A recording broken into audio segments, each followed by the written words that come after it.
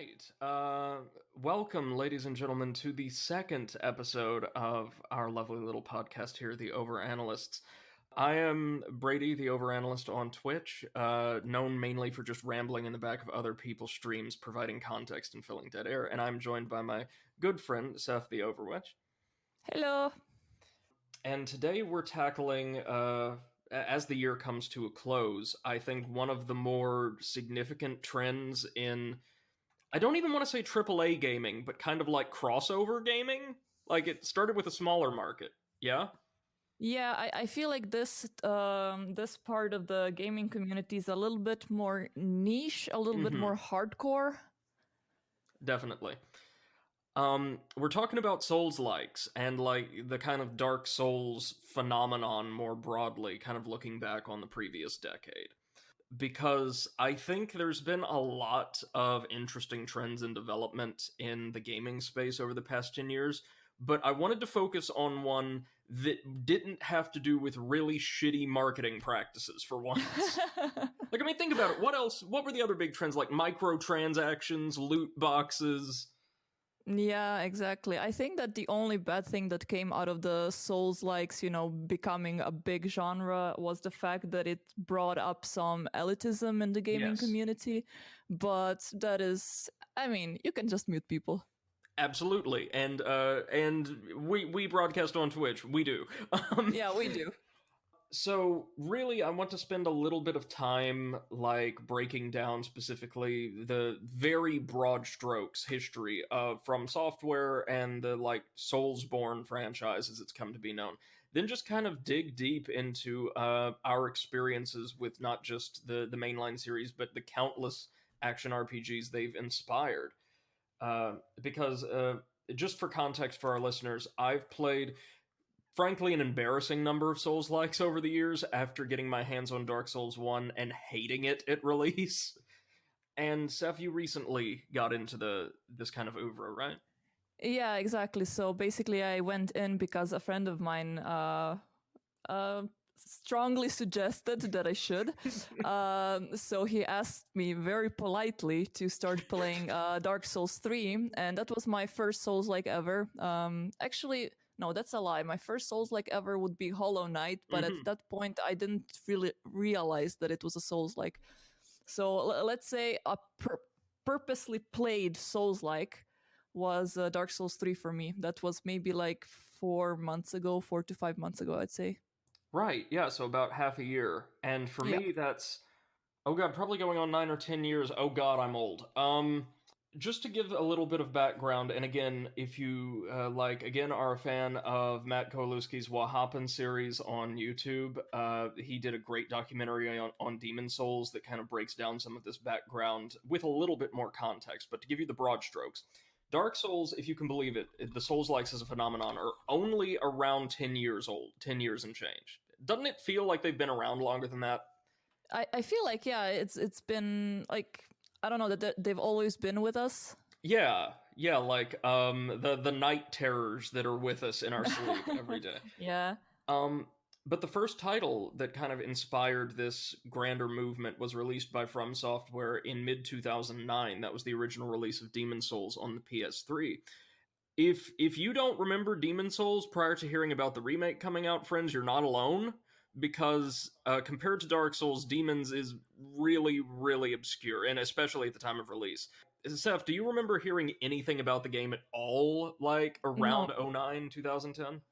No, like for me, the first Souls like that I was aware was Dark Souls. Yeah, that's true for a lot of people, and the reason for this is because, to the best of my knowledge, From Software had been sitting on this like slowly deteriorating project for years. That was the gist of it was they were contracted to develop a Japanese answer or analog to Elder Scrolls Oblivion, like a big open world Western fantasy RPG. It just never got off the ground. It never could really. They never were able to take it anywhere. And this, I believe he was a former accountant who had gone into game design. Mr. Miyazaki managed to acquire the directorship of this project that was just a nothing project. Everybody was expecting it to be canceled any day, right? He decided that, well, nobody's watching this project all that closely, and it seems like they'll sign off on anything from a creative direction perspective because they just expect to can it any day. So I'm just going to make the game I've always wanted to. I'm going to make like the best RPG, the best game I can. Have you read that actually his greatest inspiration for the Soul series was Legend of Zelda? Mm-hmm. Sure have. Legend of Zelda and a lot of like classic early and mid 90s like dungeon crawler games. Like, you know, very, very low story. Think like Wizardry or something like that. And he was able to take this project and run with it, and he created an insanely, for the time, difficult game with a high learning curve and a deep lore, complex mechanics that, looking back on it, Sony executives who had like been called in to playtest it because the project was slated to be a Sony exclusive absolutely hated it. One of Sony's leading executives looking back on it said something to the effect of, I sat there and played it for like 2 hours and I just kept dying over and over again. I couldn't get past the first section and I was so confused. Like they thought it was terrible. Yeah, that was my first experience with Dark Souls as well. Like, I kept dying over and over again. I hated it, but I wanted to keep playing. I wanted to get good. Yeah, no, exactly. So the game wasn't received well internally. It was the result of like a transformed project that had been left on the back burner for years. So it didn't receive much marketing or fanfare when it released as a PS3 exclusive in 2009, despite receiving some pretty positive critical reviews. Even though it became more notorious for its difficulty than anything else, we'll talk about that in a minute. And I want to say Dark Souls came out the next year, I think, right? 2 years actually. 2 years. Okay, let me see. 2 years, yeah. Yeah, that's right. That's right. Late 2011. Yeah, but look at their record and like popping out the Dark Souls games. It's 2011, 2014, 2016. Like, what the hell? With Bloodborne in 2015, as well as the complete repackaged edition of Dark Souls 2, Sekiro in 2019, and Demon Souls again just a couple months ago. So they have a really impressive track record, and that allows me to segue perfectly into the last little bit of context I want to give for like Souls-likes as a phenomenon. Who on earth are From Software, right? Like, what is this company? What do they do? They have a weird name. Yes. Western audiences are probably beyond Dark Souls most familiar with their work through, as you mentioned just before we started, Seth, this mech shooter series called Armored Core, which like incorporated, I think, a lot of fun arena combat and things like that. Games like that were pretty popular during the PlayStation and PlayStation 2 eras, I want to say. Like just simple arena shooters. Absolutely, and also especially in Japan because they really like their mecha games, so it was a big hit there. Yeah, and to my recollection, the Armored Core games that were translated for the West were actually received very well over here. Apparently, they're very, very good. Have you played any of them? No, I was never into mecha stuff, so not my jam.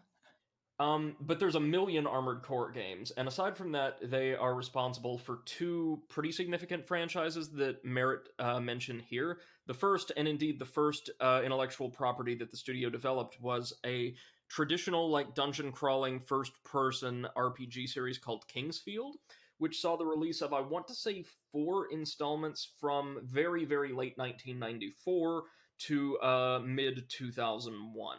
These games were adventure games done in the old style, where yes, it was first person with clunky ass combat and spellcasting that felt awful and all of this, but there was this rich lore surrounding the players, and also 1,000,001 ways to screw oneself over by doing things that you didn't know you weren't supposed to do. You know, that kind of game. Yeah. One with a design ethos, I want to say, more clearly inspired by classic tabletop games than a lot of contemporary RPGs.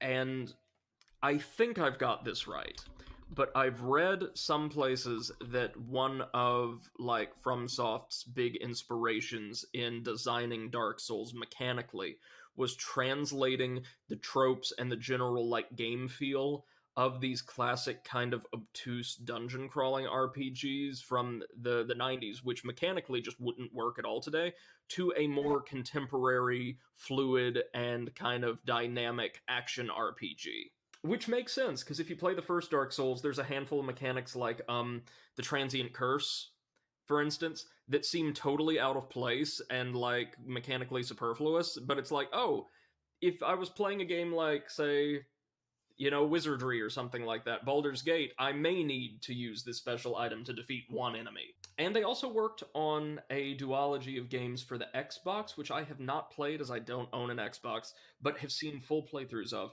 called Otogi.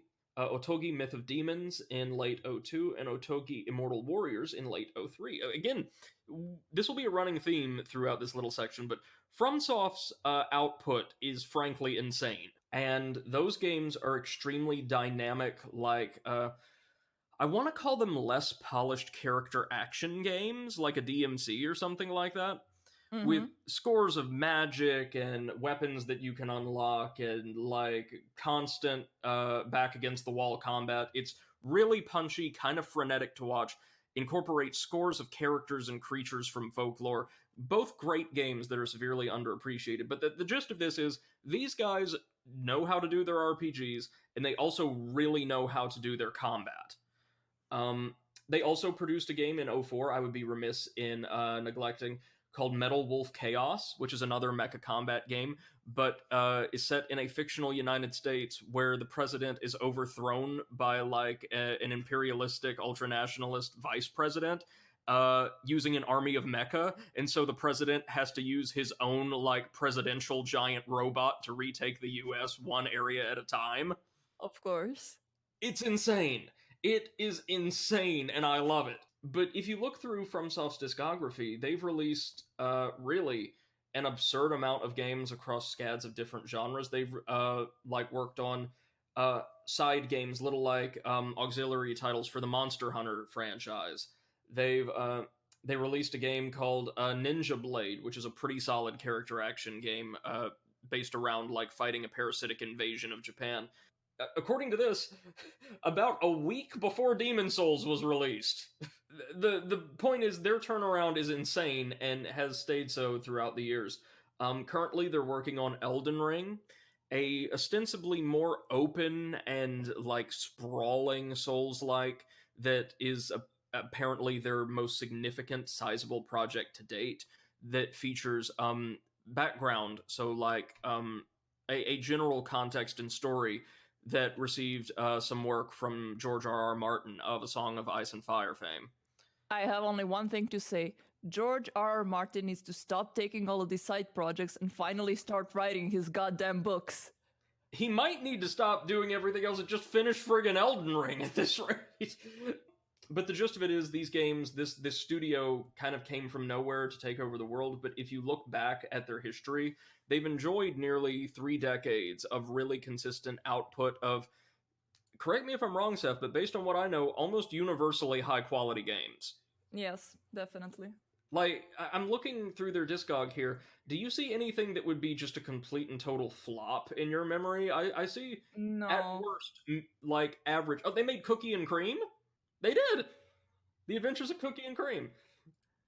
Nice. But yeah, I think that they really have a very consistent quality. Yeah, absolutely. And currently they're just going strong under the direction of President Hidetaka Miyazaki. But as much as I love like chewing up time recounting like vague general backstories of multinational corporations, we're really here to talk about kind of the Souls like oeuvre and the impact it's had on the gaming space over the past 10 years. So I think maybe the best way to start here is explaining, like, as players, people who've gone through these games, what our experiences, our initial experiences with Souls likes kind of were like, and what we think maybe distinguishes them from other types of action RPGs. Because it's generally agreed upon now, like, a Souls like is a thing of its own, but it's not clearly codified as to what, what criteria qualifies a game as a Souls like. It's more of a mechanical and atmospheric feel, I guess.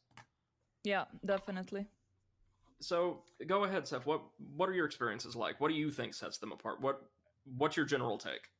Well, for me, basically, how when I picture myself a Souls-like game, I always think of course, a game that's very hard but not unfair.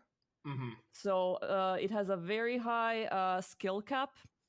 It focuses more on the skill of the individual player rather than on strategies.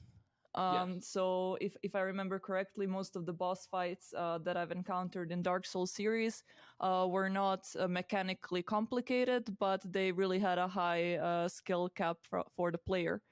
Also, when I think about Souls, like I think about grim environments. Mm-hmm. Almost all of them have very grim environments, very uneasy feeling while you're playing, very depressing settings.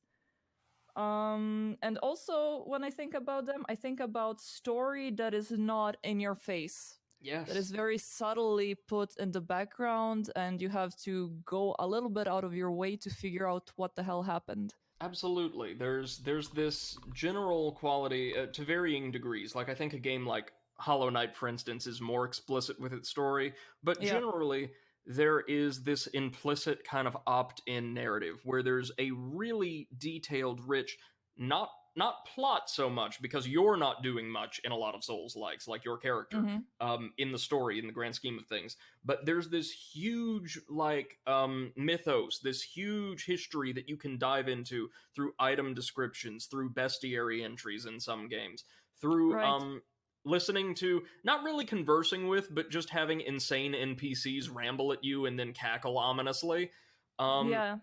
that allows you to understand like the setting and that this thousands of years of history that preceded your involvement. Like the way a lot of people explain them is all of like the crazy epic battles and like great miracles have already like been and gone, and you are kind of moving through in a lot of these games. I think of uh this doesn't apply to Neo so much, but certainly to Bloodborne, to the original like Soul series, to Hollow Knight, to Dead Cells. Kind of you're going Yep. through and just kind of sweeping things up after everybody's severely like effed up the world.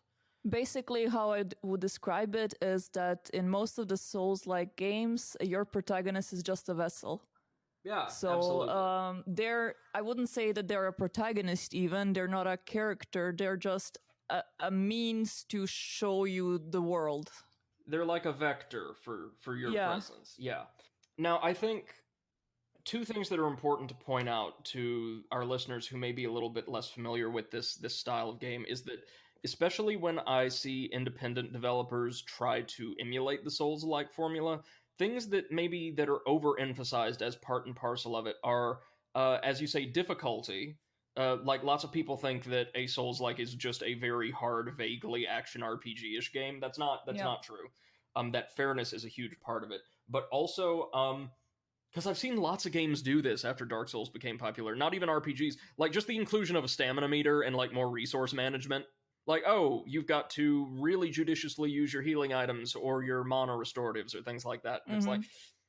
yeah, that wasn't like a key element of the Souls like formula, though. It was a way that the player, or I think the devs encouraged players to stop and pace themselves and like adhere to a kind of rhythm, a kind of intentional pace, even in combat. Yes, exactly. Um, for my part, I agree with absolutely everything you said insofar as like what these games are and what they feel like. And I'll add that the ability to opt in or out of almost anything, this kind of real freedom of engagement, is Mm-hmm. something that really characterizes a lot of these games for me. It is at no point in many of them essential to talk to usually more than a handful of NPCs, no matter how many of them there are, if you don't want to.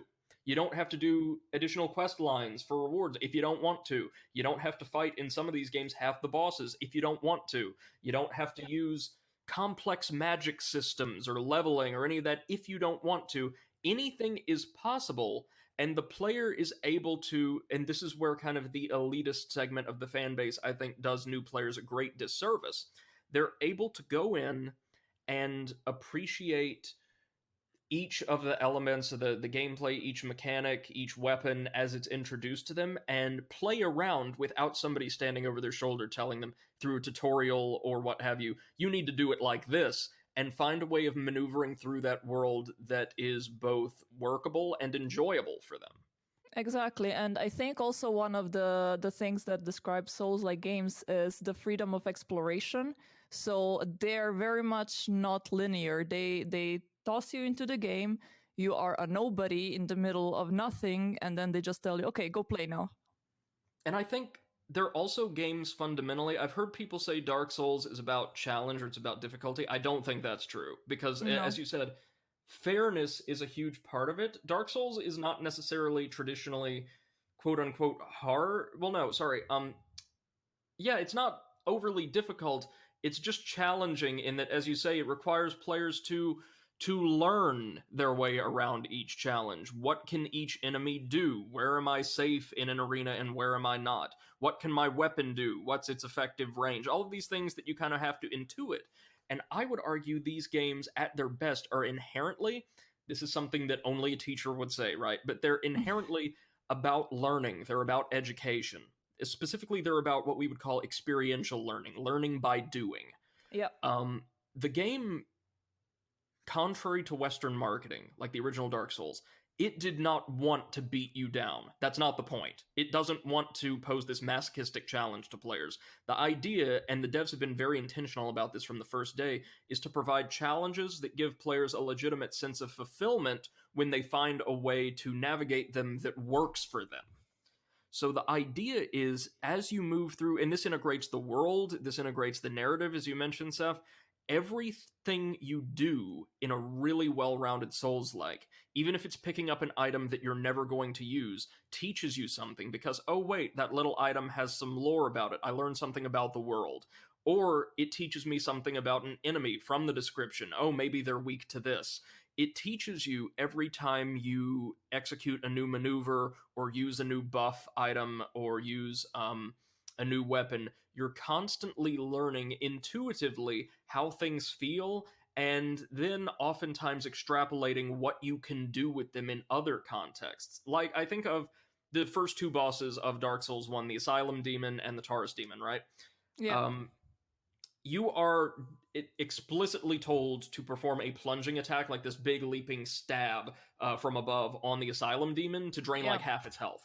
I think that was the first and the last time that a Souls-like told you what to do with a certain boss. Except I want to say the Ancient Wyvern in Dark Souls 3, because you're also told to perform a jumping attack on its head, because that's really the way you're intended to kill it. But you're right, largely.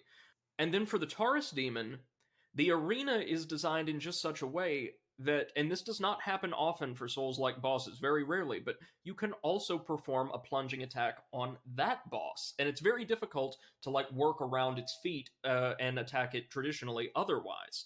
So you're like, oh, this thing that I did earlier worked on that big enemy. Maybe it'll work here against this big enemy. And it just so happens that the buff item you can get to apply an effect to your weapon also happens to imbue that weapon with a status effect or like elemental damage that the boss is weak against. So just by playing around and getting a feel for the world without being told explicitly what to do, I feel like Dark Souls teaches you, and good Souls-likes teach you a great deal about the worlds you're entering into and the ways they work mechanically and narratively. You're always learning. And for me, as somebody who works in education, as somebody who loves the study of like education and didactic techniques, they're absolutely fascinating little joys to play. To our next point, I just kind of want to ask Seth, as both like a player and a streamer, what was your initial experience with not just Dark Souls but Souls-likes in general? Like, how would you describe that to people who aren't familiar with? So generally, I came into the Souls-like series with expectation of the game being unfair and being super hard. I also was a little bit scared of streaming it because I was aware of its elitist, Yeah. community, which would then come into my stream and tell me, no, you don't do it like this, do it like that, and stuff like that. But to my surprise, I got exactly the opposite experience. On Twitch, there is quite a lot of players that are doing some sort of challenge runs and enjoy watching newcomers into the series and see how they, wiggle their way through the various bosses. Also, since my first Souls-like was Dark Souls 3, I had quite a pleasant experience because the game was more or less polished. So all of the bosses, for me, they didn't feel unfair. Every time that I got beaten, I always felt like it was my fault.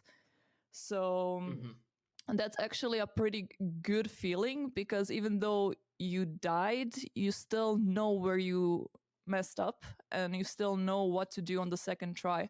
So basically my experiences with bosses were you enter the arena, you get one shot and die. You enter the arena second time, you roll from the first attack, then you got killed by a different attack. Okay, then you come third time, then you dodge both of those attacks. It attacks for the third time, but this time it also falls on the ground, and then you're like, oh, now I can attack. Yep. And it's like over and over. I don't think, well, in Dark Souls 3, I don't think that I had any boss fight where I didn't die at least 5 times. Because most of them, that's the way that I'm also learning about the game is, but my first run is always, I just run in the middle of the arena and wait what happens, right? Oh, the deacons. You probably got the deacons in a couple tries. I think that I got them in like 3 tries or something. And Yorm. I think Yorm, I was there, wait. you might have gotten Yorm on the first try. Which one was Yorm? The giant. Oh, yeah, you're right. Yeah, I did that one, but that one was really, I don't know, to me it felt like a little bit more of a mini boss rather than a big boss. I don't know, its attacks were way too predictable, so I really did not take it that seriously. You completed the quest line that allowed an ally to enter the fight with you, and exactly, if you manage that, which is hard to do, by the way, because the character in question shows up in some really hard to reach locations, that character will just devastate the boss for you. But you're right, as Dark Souls 3 goes, it's a very manageable encounter. But yeah. Other than that, I mean, the way that I play these games is I'm not really that interested in the lore. Like we have this recurring joke in my stream that Brady is the lore master and I'm the murder hobo. He's explaining me things as I'm running around and waving my sword and making stuff dead. So yeah, when it comes to the story of the Souls-like, basically my experiences were what Brady was interpreting for me and also what I would manage to gather from defeating the bosses. A little bit of a different experience I had with Dark Souls 1, which is the one that I played after Dark Souls 3, and it was mostly because I played it on the Switch. So it was 30 FPS. It was a remastered version, but it was still on 30 FPS, and it still felt very clunky. If I remember correctly, I think it was the Taurus, the guy on the wall. Yeah. Yeah, so you explained to me that basically the gimmick with dropping on its head, but I didn't listen because I never listen. So what I did is I accidentally tossed myself off the wall and the boss flew with me and I killed him that way. I mean, I died in the process, but, boss fight was over. It's still a victory. It's still a victory. It still counted. It was still good, point for us.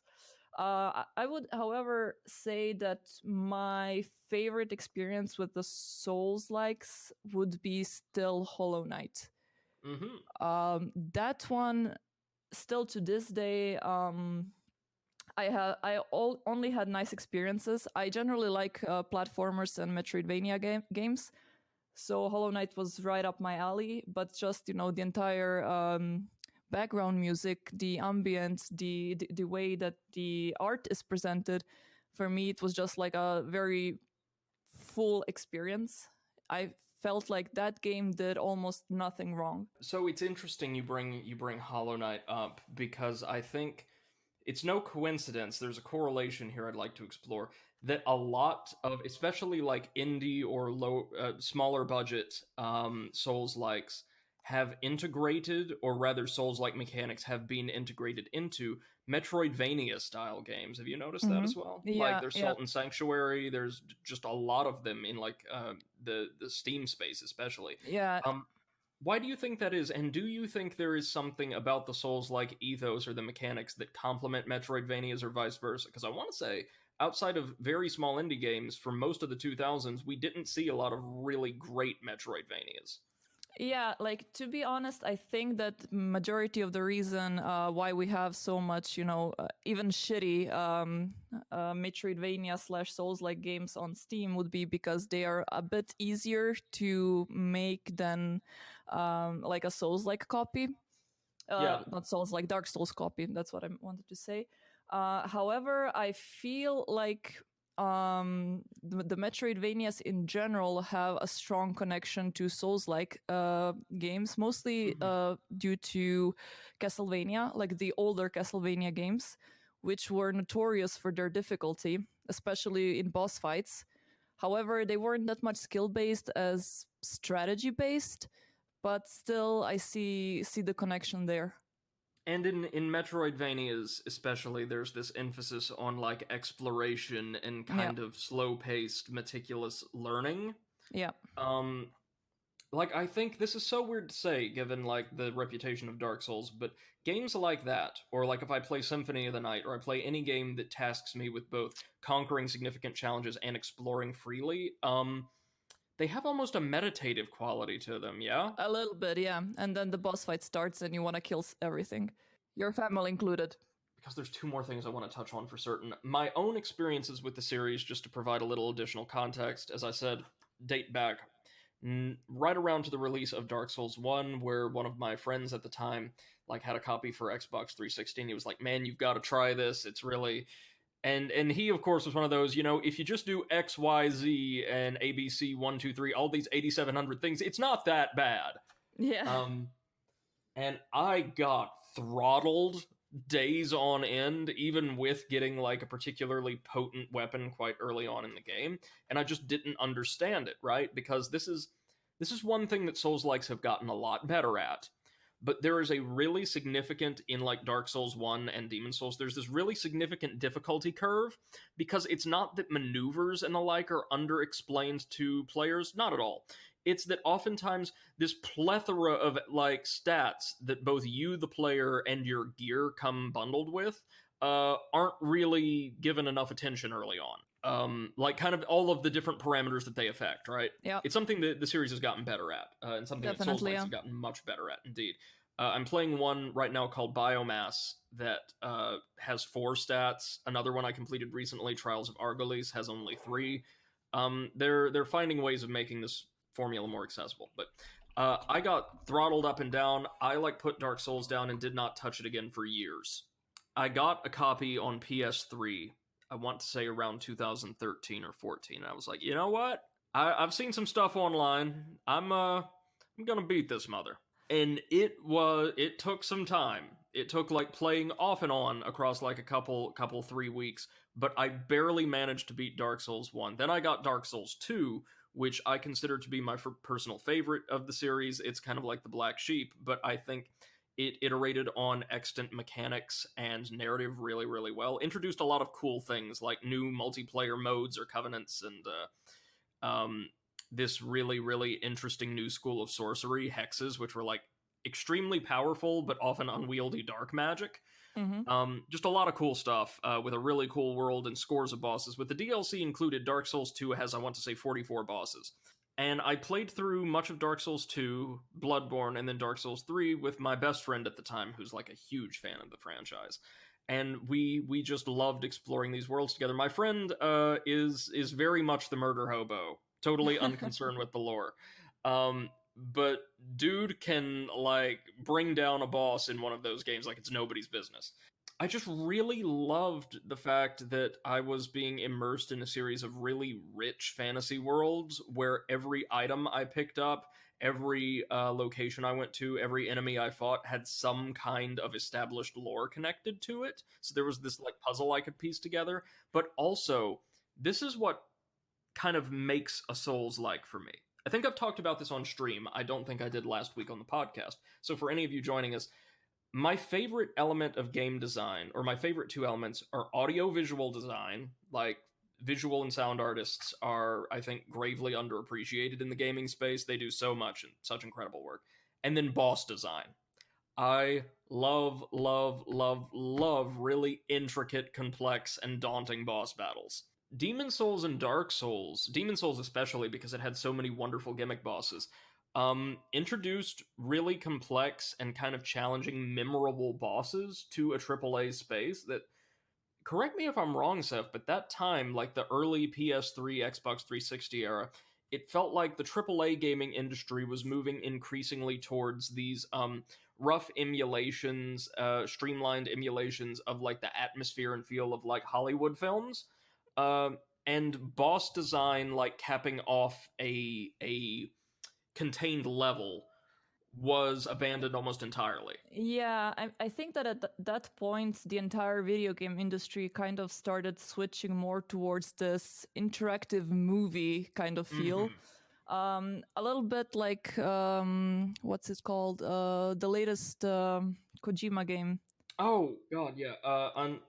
Death Stranding, right? Death Stranding, exactly, where basically you're not doing anything and you just have like a very atmospheric experience and it's like a movie, you know? They didn't really.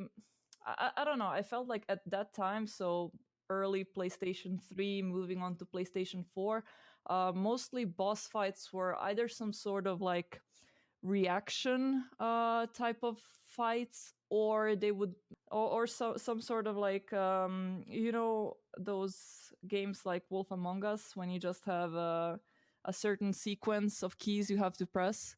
Yeah, so honestly, playing a Souls like after such a long time of having games like this in my backlog, I felt refreshed because Mm-hmm. it really reminded me of when I was a kid. So Yes. I like to retell the story over and over again, but the first game I ever beat was Castlevania 2 when I was 4 years old. And I remember that it was so hard, but I was so proud of myself when I did that. And honestly, from that moment on, I haven't found a game that was as challenging as that one. And for me, Dark Souls and generally Souls likes Mm-hmm. brought back that feeling of accomplishment that I had when I was a kid, and I was so satisfied that I beat something that people consider to be hard. It also brings back, I think, not only traditional principles of level and world design, like, hey, none of the games, most Souls likes are not linear. They've got like explorable worlds, but there are clearly distinct, totally like aesthetically and mechanically separate areas, like traditional levels that you run through, and there's a big boss who fits the atmosphere or the tone or the mechanics of the level really well at the end. And those encounters tend to be really memorable, right? Because again, even when games in that big budget games in that console generation tried to introduce, and I'm not including like Nintendo stuff in here because Nintendo's always kind of marched to the beat of their own drum, but more often than not, when they tried to introduce a boss battle that wasn't in a cutscene or a QTE or what have you, it was just, hey, here's one of the two or three enemy types in this game with slightly more health and a unique model. Yeah, so like the games in the last years were mostly like, okay, this is a nice area. Your reward for completing it is going to be a very long cinematic.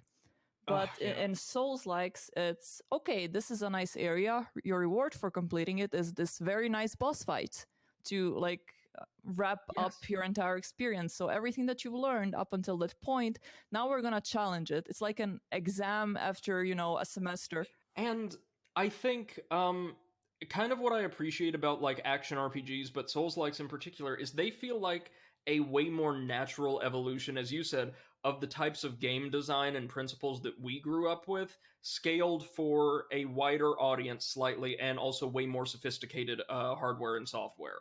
Mm-hmm. Like, that is what that type of game design philosophy would have looked like had it continued on into the 2000s and 2010s and not been displaced by the kind of cinematic approach. Yep. Um, One thing then I want to ask about, while we're kind of focusing on this, while we're focusing on the time period the initial games were released, because I think this is so important.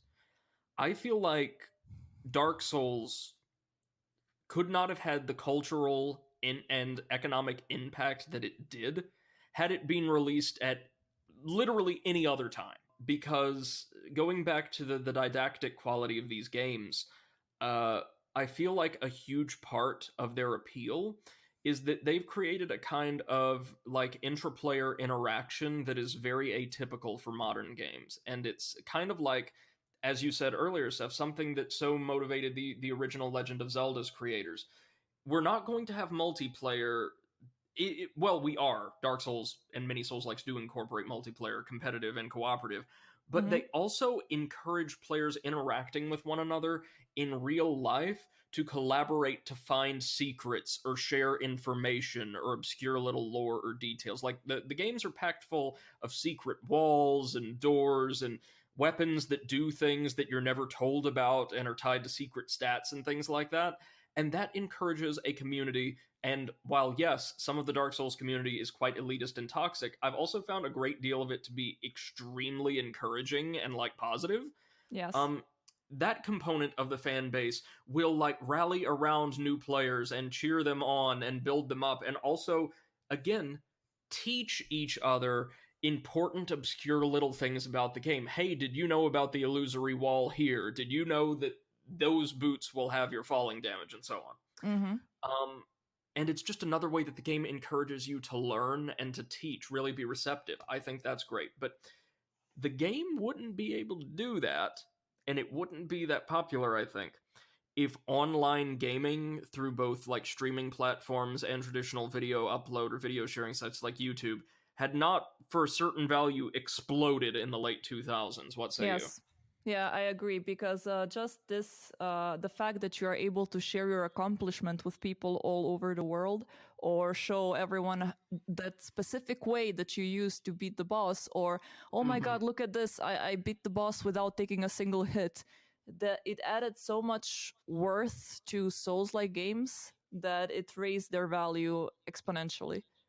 And it also significantly lowered the bar for entry, right? Because Yeah. people are able to show and teach and help each other. I think, like, if you released a game like Dark Souls, say in the late 90s or early 2000s, do you think it would be just too arcane for many people? It would be way too complicated because at that point, not that many people would have access to the to internet in general. So that this one is the type of Mm-hmm. game that really benefits from the ability to share videos and also to write some sort of tutorial or a walkthrough. And do you think, obviously, I'm going to give us a like little opportunity to like build ourselves or our platform up here. Do you think streaming in particular has had like a positive impact on the series, or vice versa? I definitely think it has had a very well, streaming in general has had a very nice impact on the games because it allowed more people to participate even if they're not playing themselves. Mm-hmm. Specifically, there are people who just do not enjoy playing video games as much as watching them, and Yep. yeah, it gave them a chance to see what Dark Souls is all about and participate in a way. And also the other way around, I find that the Souls-like games are very beneficial for streaming because Mm-hmm. there's so many different ways that you can beat the game, so many challenge runs that you can do, that it's always it's just a well of content. Yeah, and it's content particularly well suited to kind of like the kinetic, dynamic atmosphere of a live stream, or at least I Yeah, think the kind of atmosphere that you and I like to go for. yeah, Because there's scores of RPGs, like more traditional RPGs, that are fantastic games and have wonderful lore and world building, and they can be mechanically interesting. But the fact that so many of them don't use like a totally fluid, like action battle system, and that many of them will often bog you down with minutes upon minutes of cutscenes at a time very frequently, I think makes them less well suited for many streamers than something like Dark Souls, where again you can opt in to all of that, right? also you can like take some very weird gimmicks and add them Yep. to your experience. For example, on my live stream, what we like to do is for every 10 deaths I have to do 10 squats, so that is like another entertaining thing to see for the viewers and for me to do, of course. And that is not something that I can do with other games because I don't know, I cannot do two squats if I miss one gem in Spyro or something like that. So That's right. Also, like your calves would explode if you did that because it's always like a 20 piece. It's always one of the 20 gems, 20 value gems that you miss every time. And you know where it usually is? Behind the entrance portal. It's behind the entrance portal or it's in the tall grass. Oh, yeah. That's something we could talk about later, like for a future episode. Classic platformers. Yeah, but one thing that I wanted to segue into was Mhm. when you asked me about if I feel that Metroidvanias had like a nice source for Souls-like series to kind of merge into. I feel like one other genre that is very well suited to be merged with Souls-like is roguelikes. Yes, absolutely. And we have one game that is actually the amazing proof of that, and that is Dead Cells. Mm-hmm. Dead Cells absolutely exploded when it came out. If I remember correctly, it first came out on the PC, and then Yes. afterwards it also came out on consoles. But its release on the Switch console was so good; it sold 2.4 million units, and even the developers themselves said that Switch sales were, and I quote, insane. Yeah, no, it plays phenomenally on more or less any platform, Yes. and I think there's something interesting about like the incorporation of or the merging of Souls-like and roguelike elements because it Mm-hmm. creates an atmosphere then that's even more conducive to pick up and play learning and especially to streaming.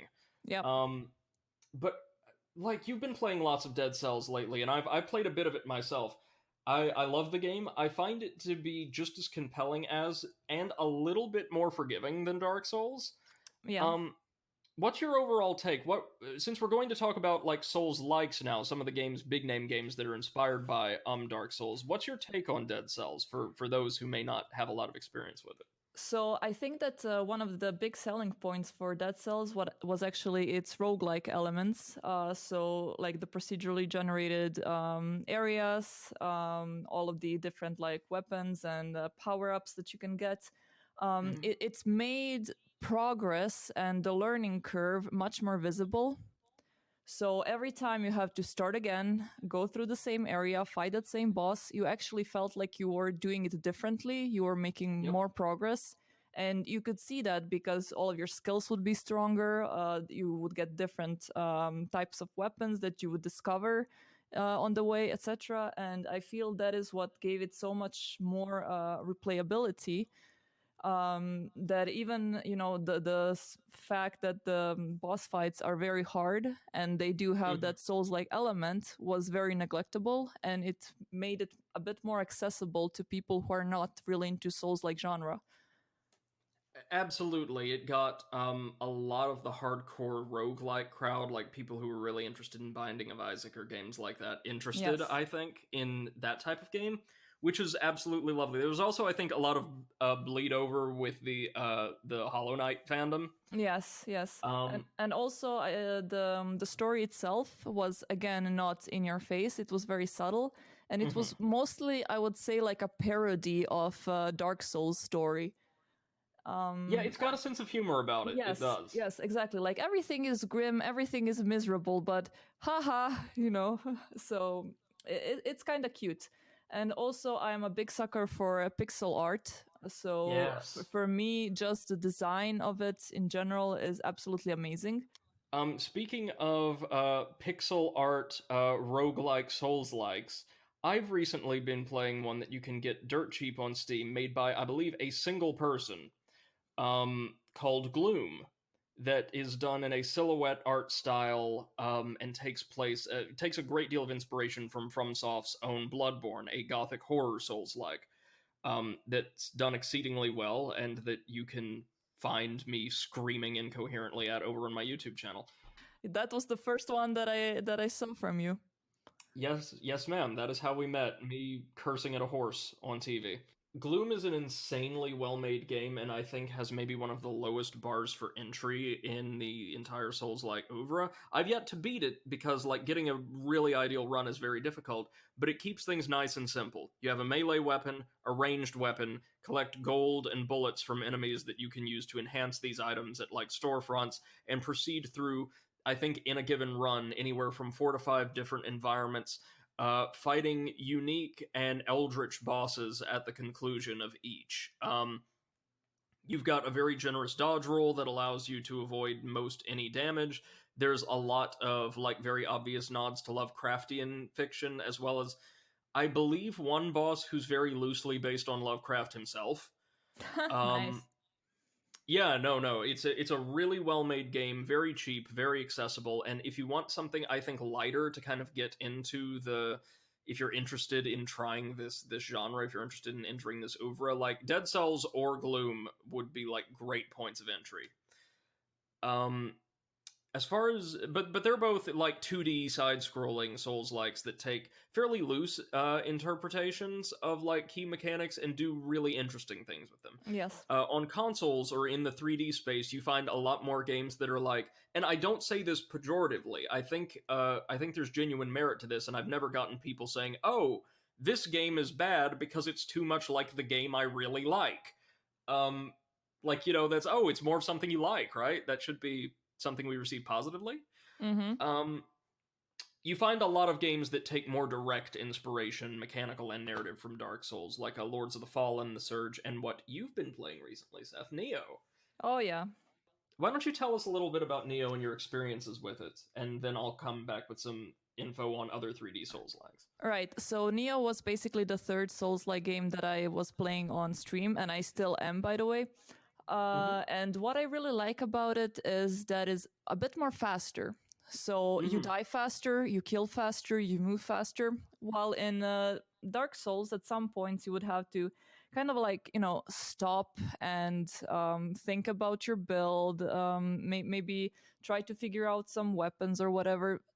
In Neo, it's more like you need to find a proper way to react to certain situations. So in my case, it was how to break the stamina bar of your enemy and exploit that.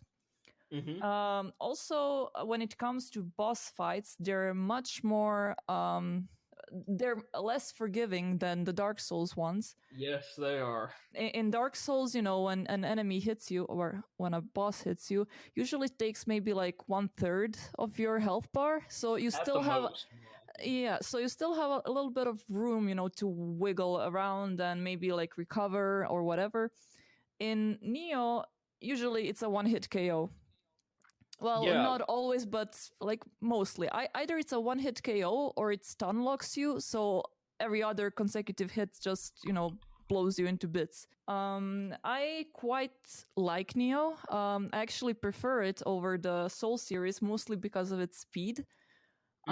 It's the combat is much faster. It's more reaction based, and yeah, generally I feel like it's just, you know, the speed of it is what makes it a little bit more appealing to me than the Dark Souls series. Yeah, and the fact that the same brutal rules that apply to you, like especially regarding like getting your stance broken or stamina depleted and all that, do apply to enemies and bosses too, so it's just as easy for you to exploit and like devastate them. Yeah, exactly. Most battles in Neo end in a matter of seconds, whether in victory or defeat. Yeah, and it's quite realistic. For example, you start off by fighting bandits who can barely, you know, handle a spear or a sword, and usually it's so heavy for them that if they swing it twice, they fall on the ground and cannot get up. But then, as you progress, you start fighting Ronins, which are, you know, trained in sword fights or, you know, fighting with a spear, and they handle it much better. You can see that they have some moves that are unpredictable. You can see that they know how to guard against your attacks.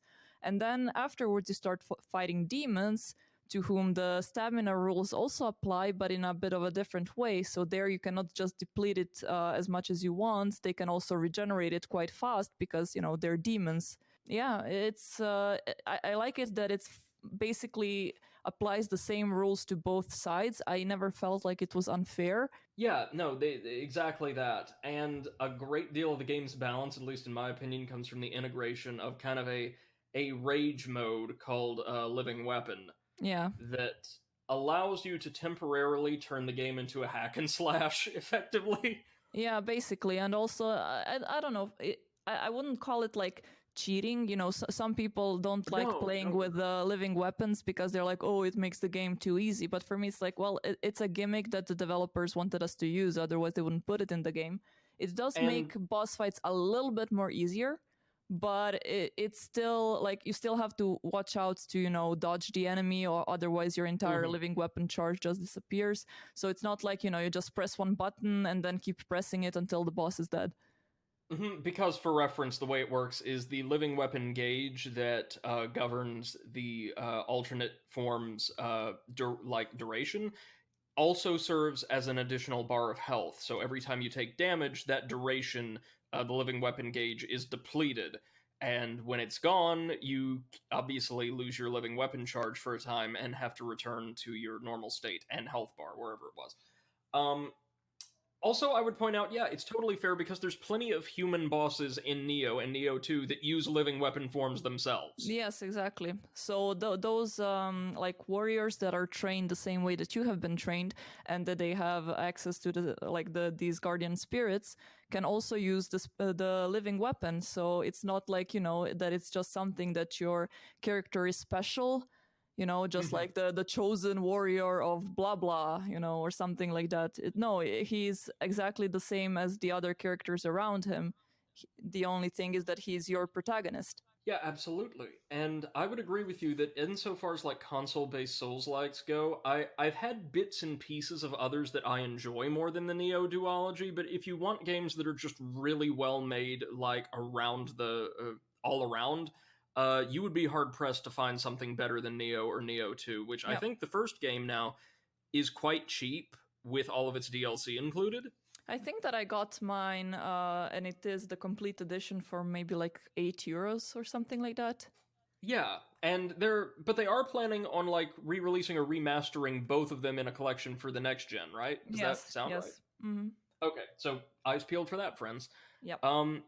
As far as 3D Souls likes that we've come across this year that maybe you haven't played, Seth, or like over the past couple of years, um, just things that our audience may want to be aware of and check out at length. There are the Surge duology Mm-hmm. by the developers of like I think the first Souls like to really catch a lot of attention on consoles after Dark Souls release, which was called Lords of the Fallen. Lords of the Fallen was this ridiculous like dark fantasy game set in what looked like a mixture of a traditional like alpine monastery and a heavy metal album cover, uh, with this big bulky warrior and his big bulky weapons fighting off hordes of demons from another dimension. Uh, it was criticized by some as being a little too derivative and just a little clunky compared to Dark Souls, because again, even if you get like the fastest weapons in the game, you are still like a big boy and therefore move Yeah. pretty slowly. Thankfully, enemies do too, but it's like a very heavy, sluggish Dark Souls. It's like post buffet Souls. Um, but they released years later, taking some of the criticism on board. The same team released The Surge, which was popular enough to merit a sequel. A game set in a dystopian future where you, as a player, trapped in a number of facilities governed by a mega corporation, like a manufacturing facility in the first game, essentially, have to fight this technological plague that has overridden all of the machinery, and including all of like the work harnesses, these really high yield industrial exoskeletons that a lot of the workers were wearing. And you have to hack and slash your way through all of them in order to get to like the source of this rogue code and defeat it. And the interesting mechanic that Surge adds to the conversation is the ability to specifically target enemies like limbs, humanoid or non-humanoid entities. And it's kind of a pick your poison mechanic, because if you strike an enemy in an area where they're unarmored, you can deplete their health much faster and like just cut them down to size. But if you manage to do enough damage to an area of especially a humanoid opponent's body that is armored and perform a special execution on them when their health gets low, you'll sever that part of like their rig or their armor and be able to pick it up and use it for yourself. The same like mechanic governs the acquisition of weapons. So it's like risk reward. If do I want that weapon or do I want that armor bad enough to put myself in harm's way against this guy for an extra, 10, 15 seconds? They're really well made games, and I would recommend them wholeheartedly. There's also Mortal Shell, right, which we both played. Mm-hmm. What's your experience with Mortal Shell being like so far? For reference, it's a small indie Souls-like that came out just a few months ago and was insanely well received. Yeah, basically, how I heard about it is I've seen a lot of people recommend it as a game to fill in the void before the Demon Souls remake came out. Mm-hmm. And honestly, I really liked it. So it takes a little bit of a different approach. You don't really collect weapons and gear, but you collect corpses. More specifically, you have a Mm-hmm. couple of corpses of warriors that have died, and you take the role of them and try to, find the most suitable one for a specific situation. Yeah, kind of like you go out into the world and gather these corpses to serve as different classes. Yes, exactly. And I really like the boss fights because, like, depending on which corpse you take with you into the, well, let's just call them shells because they're shells. Um, yeah, who would have thunk? Basically, depending on which shell you take into the fight can be either extremely easy or extremely difficult, and it's a completely different battle depending on how you approach it. There's one shell who is basically teleporting Skeletor, and I used none of the others for my entire playthrough. Mortal Shell, I think, has done really well, and it too, if you're looking to get into the series but maybe don't want to be faced with like just impossible difficulty or like a difficulty curve, it's also eminently accessible because each of the shells plays very, very differently, and most of the enemies, not all of them, but most of them are humanoid and therefore have pretty easy tells to read when it comes to their attacks. Hmm.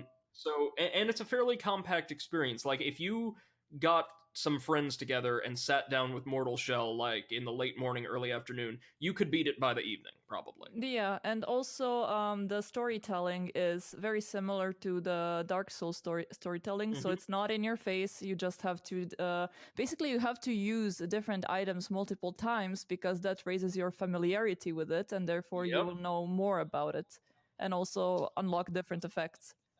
Oh, the emphasis on education and like learning through like just curiosity is so big in these games, and Mortal Shell does that better, I think, than almost any other Souls It like. literally tickles your teacher pickle. Sure, yes.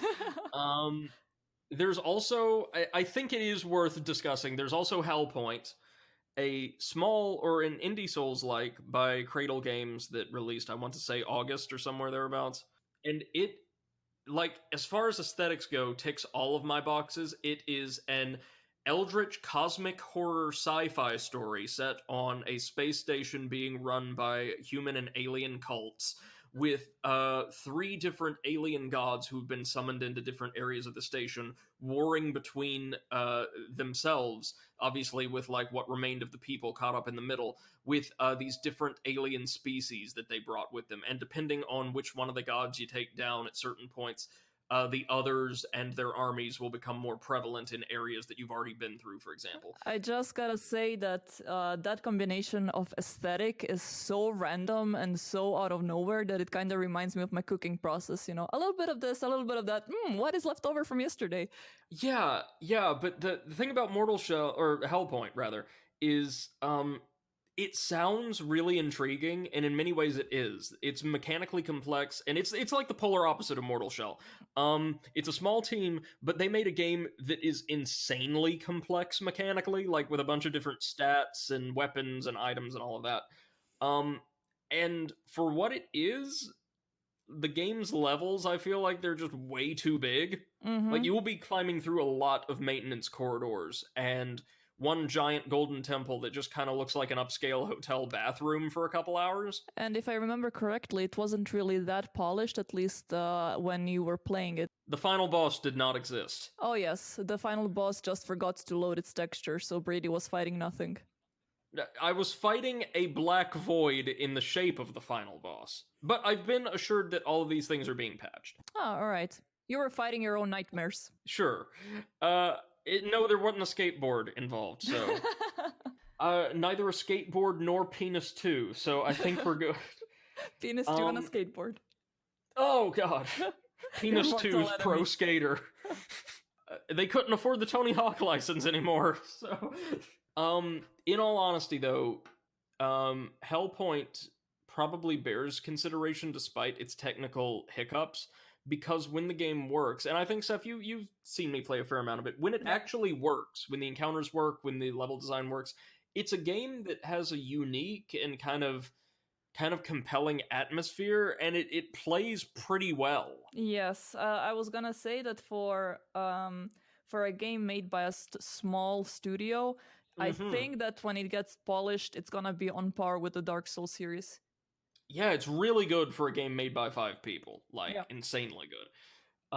If CD Projekt Red released it, well, at this point I wouldn't be surprised. But those are the major Souls-likes I've played or encountered this year that I have like really positive feelings for. Are there any more that you would like to mention, Seth, while we're here? No, I think that just for the fact that I wasn't really that much into Souls-like series up until a couple of months ago when I started with Dark Souls, Mm-hmm. my backlog is not as filled as yours with the Souls-like games. So my experiences come from bigger titles like Hollow Knight, Dead Cells, Dark Souls series, Neo.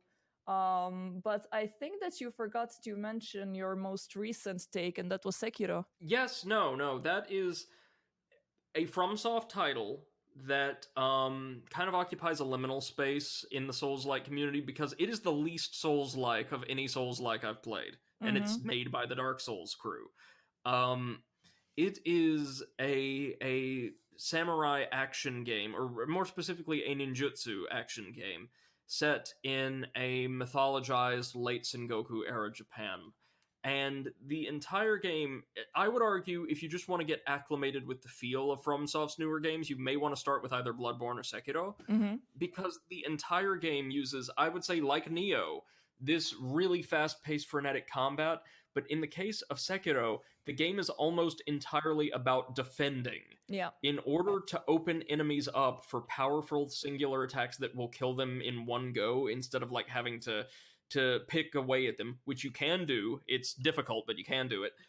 You have to perfectly time like blocks and deflects, all accomplished with like one shoulder button, Mm-hmm. um, to like perfectly match up with their attack pattern, the rhythm of their attacks. And as like the game goes on, you'll have to incorporate special dodges like jumping over sweep attacks to jump on an enemy's head, Mario style, and like lower their stamina, or step on an enemy's blade or polearm when they try to thrust it at you. Mm-hmm. Um, and the game then ends up feeling way more rhythmic and smooth than any other Souls like I've played. Mm-hmm. It's insanely well polished. It's got a beautiful, slightly more obvious story and world, and one of the most remarkable assortments of bosses and mini bosses I've seen in modern gaming. And with the Game of the Year update that was dropped, I want to say at the end of October or November, they have added like bonus costumes and little goodies to the game that you can unlock by completing brand new boss rush modes, which sounds right up my alley and also like something I can never manage. Um, but I would recommend it before I would recommend Dark Souls 1 or 3. Honestly, I think it's very good. So there was this one thing that I've stumbled upon while doing research for this episode, and that is that one of the earliest Souls-like games is, well, people consider Monster Hunter. And honestly, I'm not quite sure where I stand on that. Well, what is your opinion about that? Oh god, Monster Hunter is, it's almost an entity into itself, right? Mm-hmm. Um, I get where some people are coming from. There's like these massive bosses you have to wear down and learn the behavior and weaknesses of and all that. But Monster Hunter feels more like almost like a traditional like Western style hunting simulator, but Yeah. with dinosaurs. Almost like they wanted to do a fantastic like gladiatorial take on an immersive sim, something like Mm-hmm. Deus Ex or Dishonored, where you've just got to learn every facet of this world, and there's a million different ways that interactive objects and characters will react to you, Mm-hmm. and apply that to the single-minded quest of bringing down these massive dragons. I would say It's not, in my mind, a Souls-like. It occupies this bizarre niche entirely to itself. It's more of a simulator than anything else. Yeah, What I do you think? mean, for me, yeah, I also wouldn't call it a Souls-like, to be honest. For me, it's kind of like a combination between like a weird JRPG and an action game. I mean, the only similarity that I find between Monster Hunter and the Souls-like are the boss fights, but also the bosses themselves are not really complex. It's more like they have an insane amount of health. So it's less about, skill, but more about patience. Yeah, absolutely. But that is interesting that people have been like drawing that similarity. Wait a minute, hold on. I'm looking at Metacritic right now, Seven. I did not realize this until just now. Hmm? Out of everything in the series, like with the exception of the Demon Souls remake, which has been very well received, Dark Souls 2 was the most well received entry in the entire franchise. Wow. Yeah, imagine that. It's oh, that made my day. Yeah, so okay, where I found it actually is this gamepedia.com.